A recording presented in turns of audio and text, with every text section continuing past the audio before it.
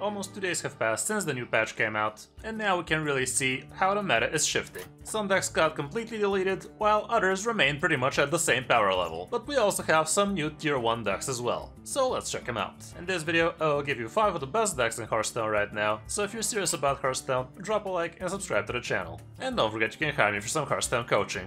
Less than 30% of you guys are subscribed to the channel, so it would really be awesome if you actually click that button. And I will keep on providing you with top quality Hearthstone meta reports as well as detailed deck guides. Now, let's check out the decks. You are not prepared!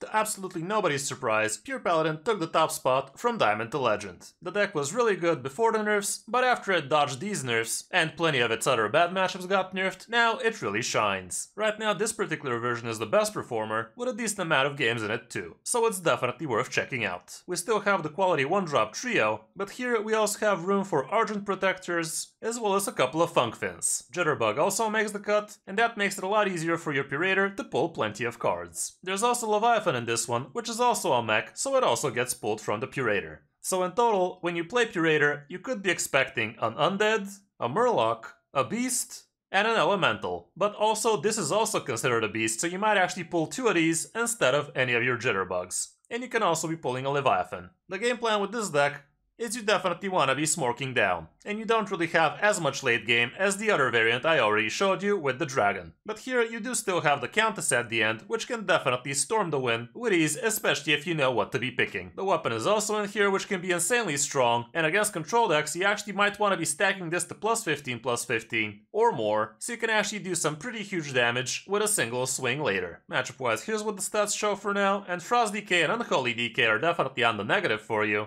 and same can be said for Outcast DH. Spell Demon Hunter is not something you should be seeing anymore, but Spooky Mage might also be on the negative for you. Miracle Rogue is also slightly unfavored. For the mulligan, going first you want at least one good 1-drop, but you could technically keep both of these. And if you already have one of these, you don't really want to be keeping the Righteous Protector in most cases. Disco Maul is also insanely good, and if you already have a good curve going, you could even keep Curator. Boogie Down is also always a keep if you ask me. If you already have a good 1-drop like Sanguine Soldier for instance, you might even consider things like Hand of a Doll, and depending on the matchup, even for Kill to Loss might make sense, even though maybe not so much. Again, depending on the matchup, you might even consider things like Blood Matriarch Liadrin, because the opponent might not be able to deal with her, and if you manage to slap her with a Seal of Blood, the game is probably over for the opponent. And when going second, again you want a good 1-drop, Disco Maul, Liadrin becomes even more keepable, Curator also helps a lot, Boogie Down still MVP, and even Class Action Lawyer might make sense in certain matchups. Again, if you already have a good 1-drop, you might even consider a good buff to follow up with, even though when going second it's a bit more trickier because the opponent is supposed to be on the board before you. For other good Paladin decks right now, we also have a variant that runs Buffet Biggin, but we also have the variant with the dragon I already showed you, which is also doing very solid with a very big sample size too. Mech Paladin is also going really strong, sitting at top of tier 2, and there's also this weird Dragon Paladin that's also having a decent result, but it's basically a pure variant with a little bit more dragons, I guess. On the number 2 spot we have Demon Hunter, and you can either go with Relic Demon Hunter or with Outcast Demon Hunter, but since I already gave you a detailed guide about Outcast DH, you can check that out, so now let's check out Relic Demon Hunter instead. Relic Demon Hunter was pretty strong a couple of months ago, but it did kind of fall in power in the recent weeks. Now it's actually very strong, however, and it's actually the best performing deck in top 1000 Ledger right now, with Outcast DH at a close second. You basically run the good Relic package in here, but you also have Rowdy Fan, which combos off extremely well with your Lady Steno, and even though Predation got nerfed down to only 2 damage, you're basically running it because it's a 0 mana spell when you play Lady Steno, so it's really not hurting the deck all too much. Aside from the times where you're gonna miss exactly 2 damage. We also have Photographer Fizzle in here, which can be extremely good, especially if you play him after a good Relic of Dimensions, and don't forget that the copy spells will actually retain the discounts, so it can be extremely powerful. Felrun gives you a lot of early game, and you also have Artificer Zymox at the end, which can be a powerhouse, especially when it's fully infused. Matchup wise, Big Demon Hunter might not be too good for you, and same goes for Frost DK, because they can freeze you a lot. Zog Druid is not supposed to be too good anymore, so I would ignore this, and you shouldn't be seeing too much of those anyway. Face Hunter is slightly on the negative, and Burn Burn Mage is also a little bit under 50. Same with Undead Priest, and Thaddeus Warlock and Enraged Warrior is actually pretty strong for you. But all around it's pretty green for the popular matchups, so should be fine. Mulligan wise, going first and second, you're always gonna want your Relic Vaults, and also Relic of Phantasms is great. Relic of Extinction is also pretty good. Taste of Chaos is also great. And if you already have a good curve going, you could also consider keeping Relic of Dimensions. Illidari Studies is also something you might consider keeping, so you can actually find yourself some good card draw. And when going second, it's pretty much the same, but even Vizier becomes a bit more keepable, and Zymox might also make the cut, especially if you already have a good curve going. Lady Steno, technically you could even tempo her out, especially against aggressive matchups like, let's say, Pure Pally, so she's definitely not a bad keep in certain cases like that. But as you can see, you don't really often keep her. Feleren is also pretty good though. For other good Demon Hunter decks, like I said, Outcast is also amazing, and Big Demon Hunter is also crazy good right now because the nerf really didn't do much to it. But that's about it for DH. You gotta be choosing through these 3 archetypes.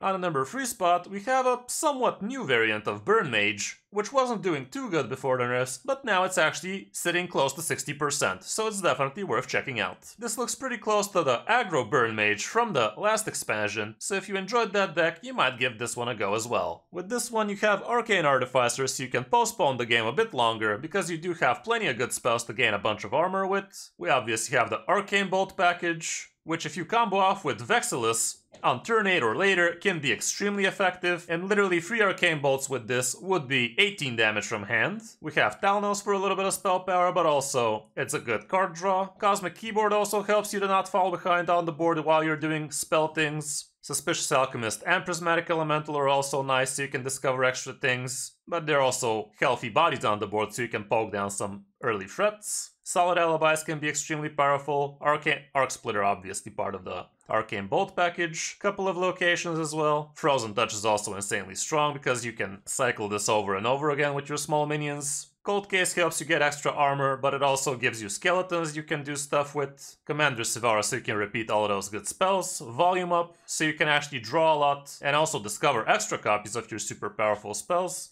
Egwin can be extremely powerful as well. And we have Deathborn at the end, which is a solid game plan on its own too. Matchup wise, here's what the stats show, and Unholy Death Knight is not gonna be too good for you, even though it's slightly less popular now, it's still pretty strong. Big Demon Hunter is also on the negative. Face Hunter can also be a problem, but the rest looks pretty fine. And for the mulligan, here's what it looks like going first. Cosmic Keyboard, the Suspicious Alchemist, Cold Case, Arcane Worm, Volume Up, and Prismatic Elemental will definitely be great keeps. The location can also be good, and against certain matchups you could even tempo out Arcane Artificer, even though you'd much rather play Suspicious Alchemist instead. And when on the coin it's pretty much the same, but here even Deathborn might make the cut, but try to be curving into it because you normally wouldn't really keep it like that. For other good mage decks, we also have Mech Mage doing actually pretty fine, and there's also Spooky Mage out there, which is also above 50, and you could see plenty of it in top 1000, so it might be very strong in skilled hands. On the number 4 spot, as expected, Frost Death Knight is actually on the rise again, and it's having some pretty solid stats, so you might want to be checking it out again. This is the variant with double Might of Manaphyl, because that's an extremely solid plan to board lock your opponent while you reach your Frostborn Furies to really board lock them forever. We also have Pozzican here, which can be super strong, especially from Diamond to Legend, and we're running one Harbinger of Winter, which proves to be pretty nice. You can check out some of my detailed guides about this deck if you want to really know how to play it. For the matchups, Big Demon Hunter can be a problem, because you can't really freeze their Illidari's going face, but as you can see, everything else is very good, so climbing should not be an issue. And for the mulligan, going first and second, Foul Leg is always gonna be great, as well as Arms Dealer. Harbinger of Winter is always nice. Bonebreaker can also be amazing, especially if you're against a board-centric matchup. And going first, Chill Fallen Baron, and even Vizier might make the cut. Logic is also pretty nice, but try to already have a 1-drop in order to think about keeping this one. And when on the coin, it's pretty much the same, but you could even consider keeping Tessarian if you're curving into it. And if you already have an egg, you might even keep a Rowdy fan, honestly. Chill Fallen Baron, not as amazing going second though. And on the last spot we also have Unholy Death Knight, which, again to no one's surprise, is still remaining a super solid deck. The nerf definitely did tone down the power level of it, because now Battlefiend Necromancer is a lot easier to deal with, especially for Demon Hunters with Taste of Chaos, or for Shadow Priest with just the hero power, and so on and so forth. But still, the deck remains very solid, and you should still be climbing very easily with it. This is the Murloc variant, but honestly the one with Blightfang also works very strong, so the choice is yours. For the matchups, here's what it looks like, and obviously Blood Death Knight is not gonna be your friend, and also Control Priest might be troublesome, but everything else is still very green. And for the mulligan, you still want your Necromancer, your good 1-drops, Hawkstrider Rancher on tempo is also amazing, and Amalgam is also an okay keep as well. When going second, the situation looks similar, but even Murloculum makes some sense, even though I'm not really sure you should be keeping it too much. Sylvanas is actually pretty good, but try to be curving into her. Vizier also makes the cut here, and Pozic might make some sense, as well as Plague Strike depending on the matchup. For other good Death Knights, obviously Blood Death Knight is also super solid,